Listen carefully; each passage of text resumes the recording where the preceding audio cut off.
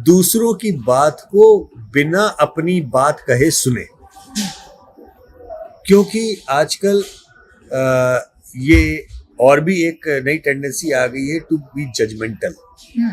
एक दूसरे को जज करना ये नेशनल पैशन है और बहुत आसानी से होता है, बिना ये सोचे कि अगले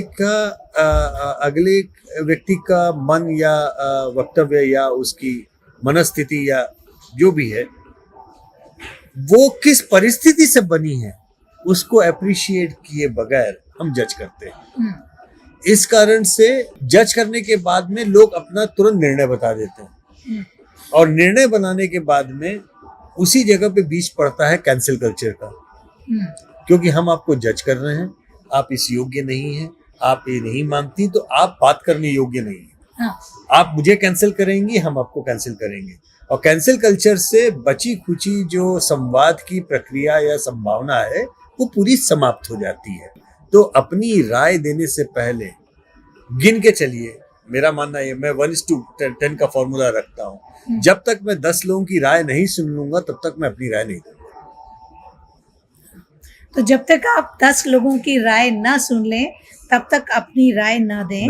और ये जो कैंसिल कल्चर है इसको अपने से दूर रखें। बिल्कुल, बहुत जरूरी है, क्योंकि हमें ये नहीं पता कि किसी व्यक्ति के विचार, किसी व्यक्ति की कोई किसी विचार का प्रकट करना वो किस बैकड्रॉप से, किस परिस्थिति जन्य कारणों से हुआ है, हमें ये नहीं पता। जैसे एक अंग्रेजी में कहा जाता है, one person freedom fighter is other person terrorist. Yes, ठीक है, ये बोला जाता है, ये बात सच है। और मैं दुनिया भर में इतने सारे कॉन्फ्लिक्ट वाली जगहों पे काम कर चुका हूँ, केवल कश्मीर में नहीं, बहुत सारी जगहों पे। मतलब मैंने रिसर्च किया है कॉन्गो से लेकर के, लीबिया से लेकर के एचए तक। तो मैं इस बात को आपको कह सकता हूँ कि कश्मीर में तो मैं गया ही हूँ, खुद गया हूँ। सी वोटर पहली संस्था थी जिसने कश्मीर में सर्वे किया। कश्मीर में कभी सर्वे नहीं हुआ था। प्रोफेसर कॉलिन इरविन है जो कि नॉर्दर्न आयरलैंड पीस प्रोसेस के ऑफिशियल पोस्टर थे, मैं उनको ले करके आया, मैं कश्मीर ले गया, फिर वो पाकिस्तान की साइड के कश्मीर में भी गए, फिर उन्होंने सब तरफ के लोगों से बात करके करीब 250 सवालों का एक क्वेश्चनेयर बनाया।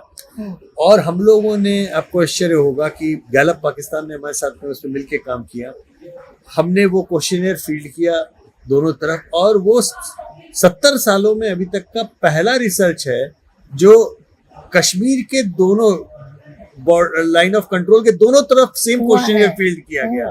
तो आप अगर peacepolls.org की वेबसाइट पे जाए प्रोफेसर कॉलिन इरविन की, तो आपको वहां पे वो पूरी रिपोर्ट मिलेगी, और आपको तब समझ में आएगा कि सच में grass is always greener on the other side. और हम लोग अक्सर कॉन्फ्लिक्ट के उसमें जब हम लोग बहुत काम करते हैं तो बड़ा हम्बलिंग एक्सपीरियंस होता है, क्योंकि जब आप सामने वाले की स्थिति देख के आते हैं तब आपको लगता है कि नहीं, जैसा हम सोचते हैं वैसा नहीं है, कुछ और भी कारण है, कुछ गलतियां हमसे भी हैं, कुछ गलतियां उनसे भी हैं। लोग हमेशा अच्छे ही होते हैं, परिस्थितियां उनको थोड़ा बहुत अच्छा बुरा बना देती हैं। इसका मतलब ये नहीं है कि हम अगर कोई आतंकवादी है तो हम उसका सत्कार करने लगेंगे, लेकिन कोई भी चीज अगर हो रही है तो बिना कारण, बिना आग के धुआं नहीं होता। ठीक है, तो कुछ ना कुछ कारण रहते हैं। जैसे मैं बड़ा स्टॉन्च इसमें बिलीवर रहा करता था कि भाई कश्मीर में जो है वो गलत है। अब जो गलत है, आतंकवाद है, गलत है, मैं मानता हूँ, लेकिन मुझे याद है कि शायद सन 99 की बात होगी, उस समय तिहाड़ जेल से यासीन मलिक जो थे वो छूटे थे, और यासीन मलिक का पहला टीवी इंटरव्यू मैंने किया था। वो मेरे स्टूडियो में मेरे पास में आए थे, आधे घंटे का शूट करना था, हमने 2 घंटे शूट किया था।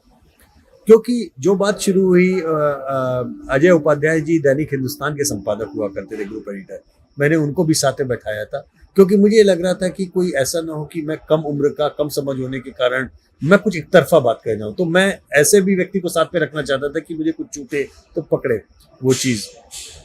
तो बहुत जबरदस्त इंटरव्यू था, मतलब मैंने उनसे अच्छा खासा कन्फ्रंट किया, मेरे ही कार्यक्रम पे उन्होंने इस बात को स्वीकार किया कि रूबिया सईद का जो अपहरण कांड हुआ था उसमें उनकी सीधी भूमिका थी, मतलब उन्होंने कैसे वो अपहरण कराया था वो सब स्वीकार किया।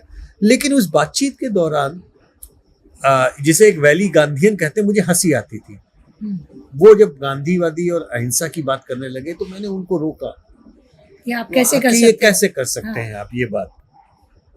लेकिन वो उस बातचीत में मुझे ले गए सन 87 के चुनाव, 87 के इलेक्शन की ओर, और उन्होंने नरेट किया कि कैसे वो और उनके मित्र एक पूरा युवाओं को फ्रंट बना करके उन्होंने चुनाव लड़ने का ठाना, और कैसे राजीव गांधी जी और फारूक अब्दुल्ला ने आपस में इलेक्शन टाई अप किया और इलेक्शन वो रिग हुए। उन्होंने बोला कि अमीरा कदल की जिस कॉन्स्टिट्यूंसी में वो इलेक्शन एजेंट थे, जिस कैंडिडेट के, उसको अंदर उन्होंने जीता हुआ घोषित किया। ये लोग बाहर ढोल नगाड़े के साथ में आए और तब तक रेडियो पे खबर उड़ी कि वो जीत गए, वो हार गए, दूसरा जीत गया। राजीव गांधी और फारूक अब्दुल्ला के ज्वाइंट कैंडिडेट थे। तो ये लोग वापस धरना प्रदर्शन करने के लिए गए, इन लोगों को गिरफ्तार किया गया, थाने ले गए, टॉर्चर किया गया, बाकी कुछ चीजें उन्होंने ऑफ द रिकॉर्ड मुझे बताई क्या क्या। और मैं इस चुनाव के विशेषज्ञ की हैसियत से मैं सोचने पे मजबूर हो गया कि जो लोग चुनाव लड़े, शिद्दत के साथ में लड़े, लड़ने के बाद में चुनाव में हेराफेरी हुई और उन युवाओं को लगा कि इस डेमोक्रेसी में पार्ट लेने का क्या फायदा, जब चुनाव में हेराफेरी हो, हम जीता हुआ चुनाव हारे और हारने के बाद में हमको टॉर्चर किया जाए। तो उन्होंने दूसरा रास्ता और उन्होंने दूसरा रास्ता, दूसरे दिन जो कैंडिडेट था, जब हवालात से बाहर आए ये लोग, तो उन्होंने बोला कि उसने मुझसे कहा कि मैं तो पार जा रहा हूँ, पार मतलब दूसरी तरफ जा रहा हूँ। वो जो कैंडिडेट नंबर 2 हुआ, हारा, जिसको हराया गया, उसका नाम सैयद सलाउद्दीन। अब आप सोचिए कि अब आपको ये तथ्य जब परिप्रेक्ष्य में नए आते हैं, तब मैं इस बात से ये नहीं कह रहा हूं कि मैं उनके आतंकवाद को जस्टिफाई करूं या मैं उनको हीरो का दर्जा दूं, नहीं, क्योंकि हम जानते हैं इंडिया में बहुत समय में बहुत सारे इलेक्शंस में बहुत सारे घपले हुए, लेकिन इसका मतलब ये तो नहीं कि हर आदमी बंदूक उठा करके गोली मारने के लिए तैयार हुआ है। लोगों ने तरीका हमेशा सही होना चाहिए, मैं उससे नहीं जा रहा हूं। लेकिन मेरी एकदम से खुला कि नहीं, 87 का एक चुनाव ऐसा हुआ था जिसमें एक बड़ी धांधली हुई थी और उसके कारण पीछे की कहानी की वो ये तथ्य है कि उस समय का जो यूथ लीडरशिप थी वैली की, वो अपने आप को उसने एलिनेट फील किया और उसने दूसरा रास्ता अख्तियार किया। अब ये जब तथ्य मेरे सामने आते हैं तो एक लाइट में मैं ये नहीं कहूंगा कि मैं उनके लिए सिंपैथेटिक हो गया उनके आतंकवाद के लिए, लेकिन उसने मुझे सोचने पे मजबूर किया कि क्या सारी गलती उनकी है या कहीं हमसे भी कुछ गलती हुई। यही एक जिसे कहते हैं 360 डिग्री व्यू, तथ्यों के साथ में आना। जब आप सारे तथ्य आंख के सामने रखते हैं तो आप जज करना बंद करते हैं। हाँ, आप समझना शुरू करते हैं कि कोई चीज कैसी भी है, उसका कारण क्या है। रावण भी था अगर, तो आज मानस हम पढ़ते हैं, हमको जब बताया जाता है तो भी उसमें आता है कि भाई रावण जो कुछ भी किया उसने, वो अपनी बहन की बेइज्जती का बदला लेने के लिए किया। हाँ, और कहते हैं every behaviour has a positive intention in some context. तो आप अगर रावण के नजरिए से सोचेंगे तो आपको लगेगा कि वो सही किया, लेकिन ओवरऑल समाज के नजरिए से सोचेंगे तो आपको लगेगा कि ये गलत किया। लेकिन आपको एक कंटेक्स्ट समझना पड़ता है। अगर वो कंटेक्स्ट नहीं होता तो रावण के तीर मारने के बाद में जब वो मृत्युशैया पे था तो राम जी लक्ष्मण को उसके पास में उपदेश लेने के लिए नहीं भेजते, क्योंकि अंत में रावण विद्वान था। हाँ, तो राम जी ने को बोला कि नहीं, जाइए सीख के आइए, क्योंकि रावण तो विद्वान था, गलती हर से होती है।